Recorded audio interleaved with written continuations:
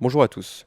L'avenir de la presse, la désinformation, l'éthique journalistique et le rôle majeur des réseaux sociaux comme mode d'information dans nos sociétés contemporaines ont été, entre autres, les thèmes abordés lors de l'édition Lisboète de Café Europa, qui a eu lieu le samedi 5 mars au sein de l'emblématique café Martino de Arcada à Lisbonne.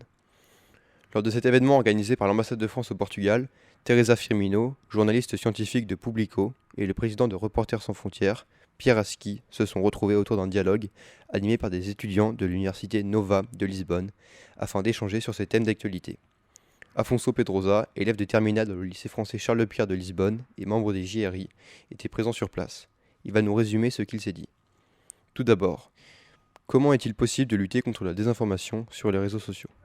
L'accès à l'information, qu'elle soit fausse ou véridique, s'est ouverte à tous avec l'apparition d'Internet et la montée en puissance des réseaux sociaux. Internet permet à tout le monde de recevoir des informations et d'en émettre. Le fait que n'importe qui puisse émettre des informations publiquement représente un risque de désinformation. Notre expérience de plus de 15 ans avec Internet nous a permis de comprendre et de mieux aborder l'information perçue sur la toile. Pierre Asqui cite l'exemple de l'Iran en 2009. Suite à la réélection contestée de Mahmoud Ahmadinejad, les protestations ont éclaté dans le pays.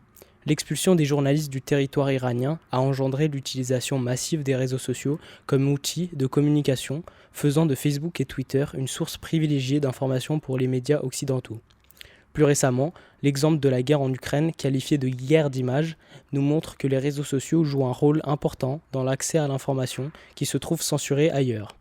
Pierre Asqui nous fait part de son inquiétude concernant la liberté d'expression suite à la censure des médias russes Sputnik et RT par l'Union européenne, car cela va à l'encontre de ce que l'on défend, et que ce genre de décision ne devrait pas être prise par le gouvernement.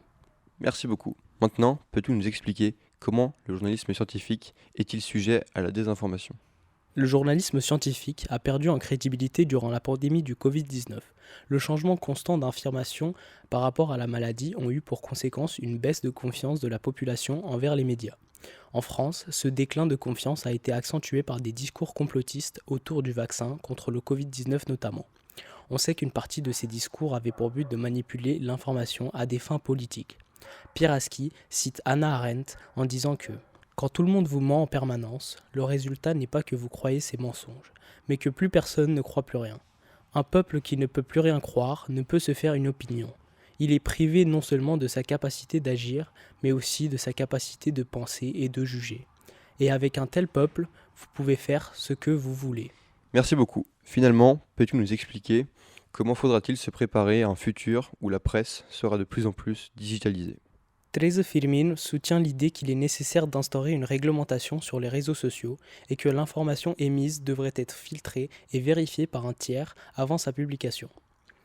Pierre Asqui affirme qu'il est urgent de réhabiliter la culture du fait, dernièrement mise de côté et remplacée par une vérité alternative, un procédé souvent utilisé par Donald Trump au long de sa présidence.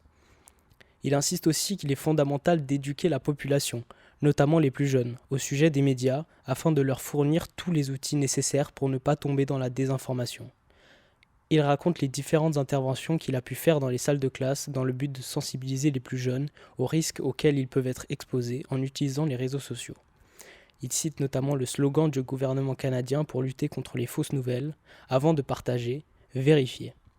De plus, il déclare se servir énormément de Twitter et que celui-ci est une véritable mine d'or d'informations si l'on sait s'en servir.